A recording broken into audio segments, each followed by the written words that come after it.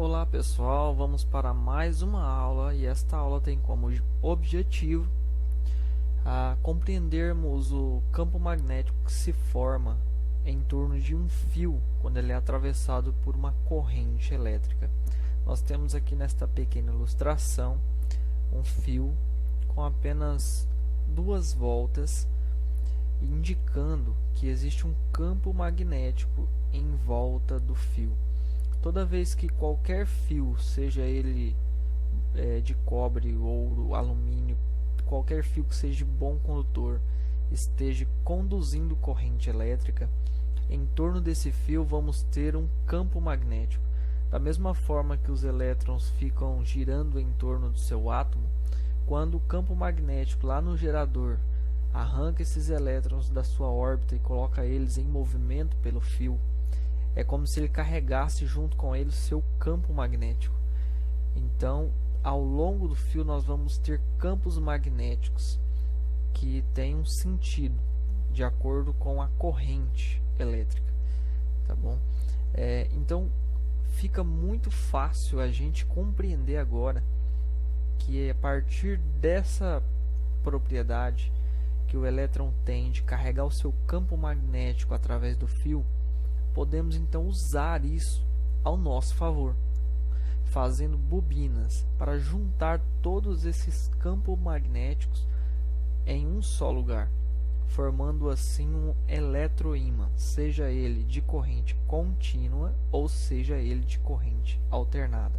Lembrando que se ele for de corrente contínua, esse campo magnético que vai se formar em torno da bobina, ele vai ser um campo magnético estável, com o seu norte e o seu sul em um só lugar. Mas se ele for corrente alternada, que é o que nós acabamos de estudar na aula anterior, esse campo magnético também vai se alternar. O seu norte e o seu sul vão alternar de lados, ou também o giro magnético dos seus elétrons também se alternarão, correspondendo ao gerador. Por exemplo, se aplicarmos aqui uma corrente alternada de 127 volts por 60 Hz, essa frequência também corresponderá ao tanto de vezes que esse campo magnético vai alternar de lado. Se nós colocarmos uma bobina maior aqui, então nós vamos ter um campo magnético muito mais intenso, porque nós juntamos muito mais fios em um só lugar, aproveitando assim todo o campo magnético do fio. Pessoal, nós temos aqui uma pequena foto de um gerador por indução. Uma vez que nós sabemos que se fazermos uma bobina aqui e aplicarmos nas extremidades da bobina uma corrente, seja ela contínua ou alternada, nós vamos ter um campo magnético muito intenso aqui nessa bobina. Lembra que a gente viu lá no começo do nosso gerador que um campo magnético tem as suas linhas de força. Então, esse campo magnético que tem as suas linhas de força poderá ser induzido através de um ferro, ao qual costumamos chamar de ferro doce, que ele conduz muito bem o campo magnético, a uma segunda bobina. Então, todo o campo magnético que está sendo criado aqui, ele será induzido na segunda bobina através desse ferro. Esse ferro está aqui apenas para conduzir melhor o campo magnético. Tá? Se nós pegássemos essa bobina aqui, enrolássemos em cima dessa, porque são fios esmaltados, eles não ficam em contato direto um com o outro, também teríamos uma corrente induzida nesta segunda bobina. Vale lembrar e ressaltar que para que eu tenha uma corrente sendo gerada na segunda bobina, eu tenho que ter aqui aplicado na primeira bobina, que a gente costuma chamar de bobina primária, uma corrente alternada. A importância de vocês aprenderem e conhecerem as correntes alternadas. Porque se eu aplicar uma corrente contínua, ele vai formar um campo magnético fixo. Esse campo magnético não vai inverter as suas polaridades, o seu norte e o seu sul. Então as suas linhas de força elas vão ficar paradas, saindo de um campo, saindo de uma extremidade do campo até a outra, sem se movimentar.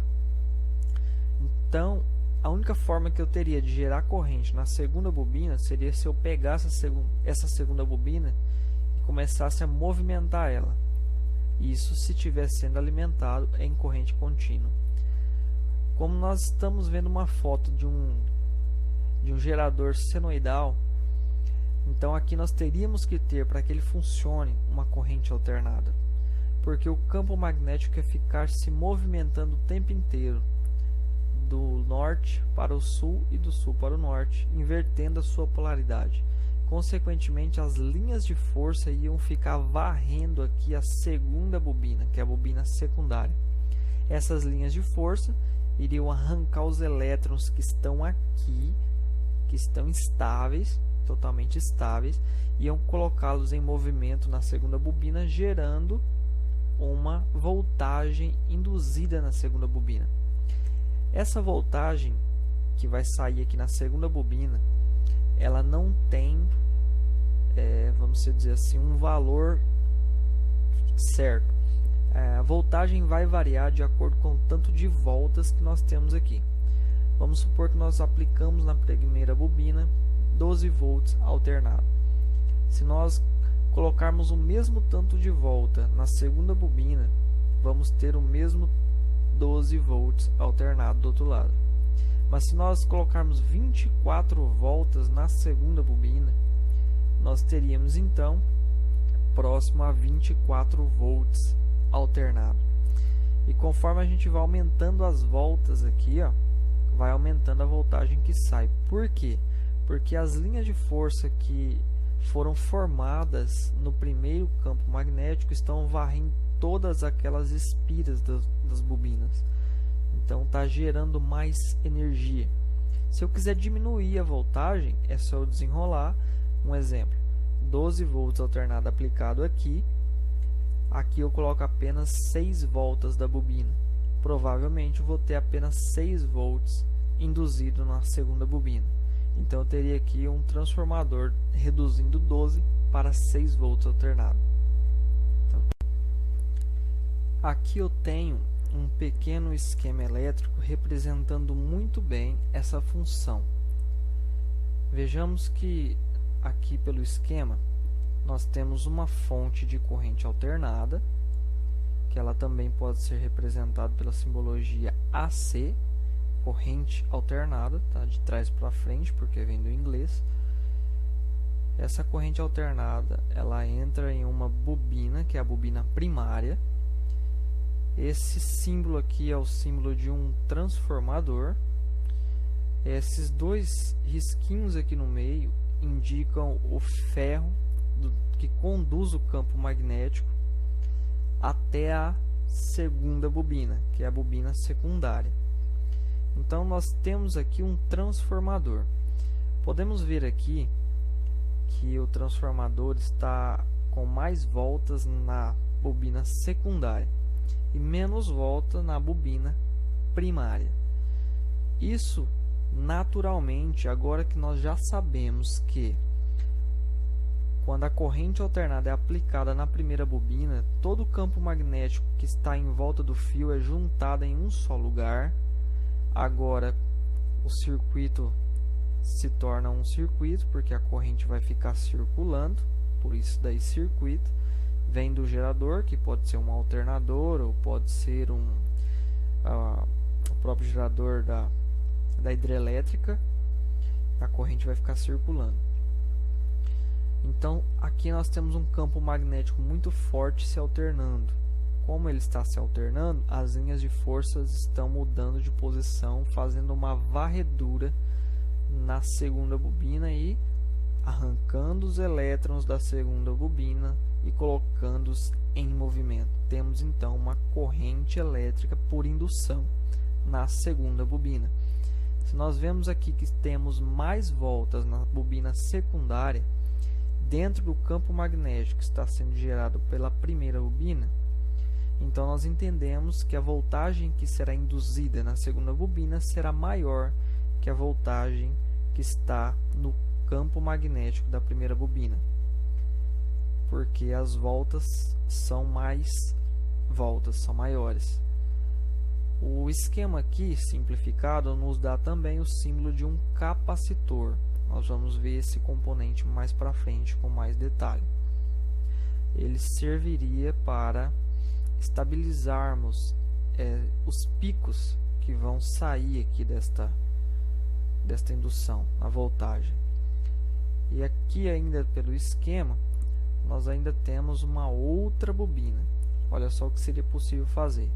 A corrente que está sendo gerada aqui agora, aplicada em uma outra bobina, que geraria uma indução em uma outra bobina.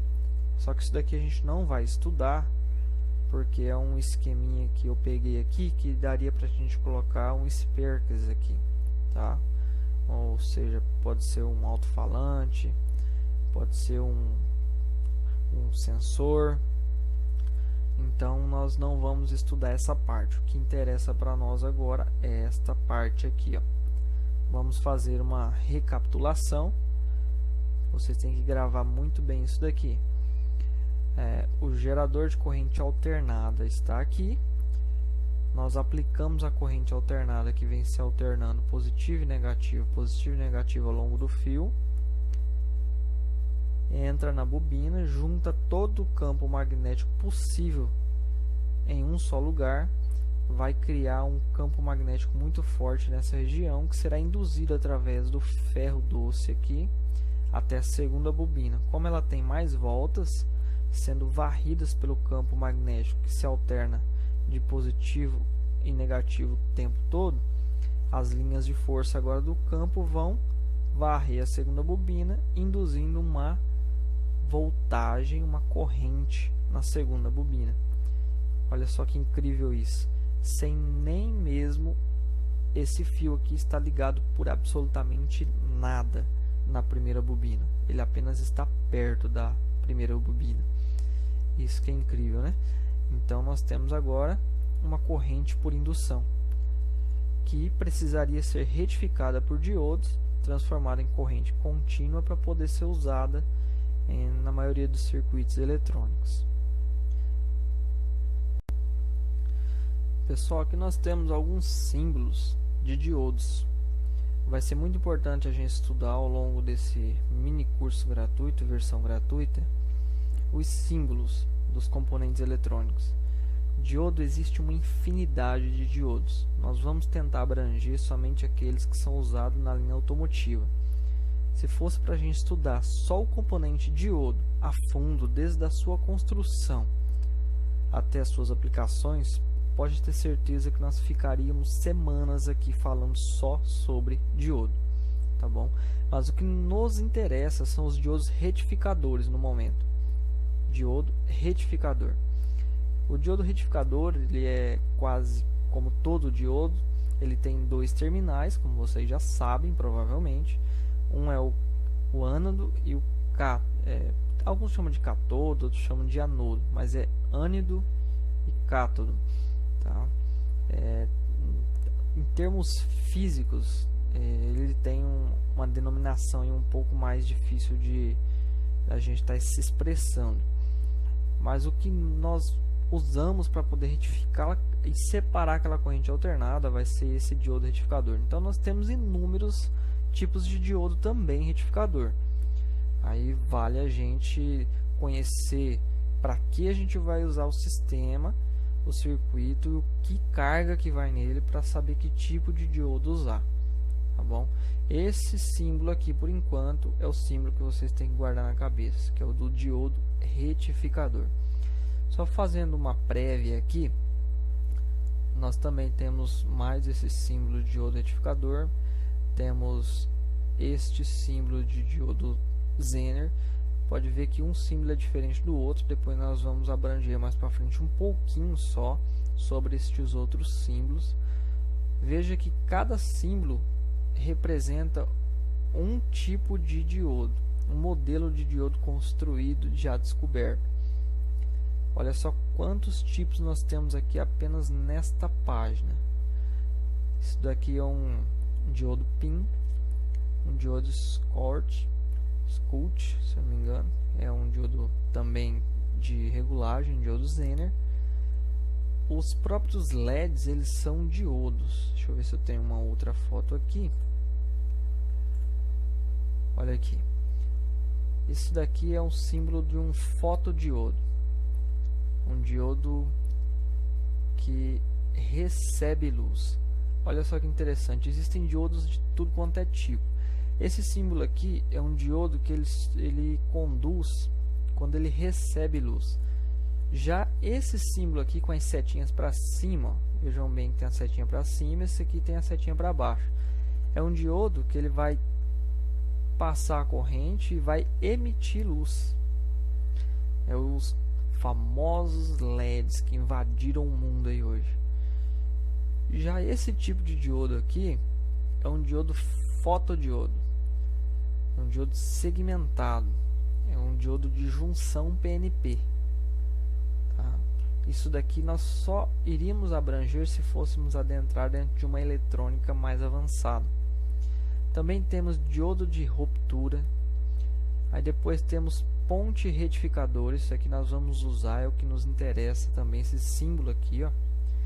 Esse símbolo aqui é o símbolo da ponte retificadora que nós vamos usar para poder retificar aquela corrente alternada que a gente já viu. Aqui nós temos a corrente alternada que entra de um lado e entra do outro. O que a ponte retificadora faz? Ela separa todo o positivo para um fio e todo o negativo para o outro fio. Porque lembra que eu disse que o alternado está positivo e negativo se alternando num só fio? Quando esse fio aqui é positivo no alternado, esse daqui é negativo. Em seguida, esse daqui se torna positivo e esse daqui se torna negativo. Se nós aplicássemos isso em um motor que foi construído para trabalhar com corrente apenas contínua, ele ficaria vibrando, ele não ia conseguir girar. E quando ele começasse a girar para um lado, já inverteria sua polaridade. E ele ia ficar só apenas vibrando. Por isso a necessidade também de retificarmos que existem dezenas de circuitos eletrônicos que só aceitam corrente contínua. Tá bom?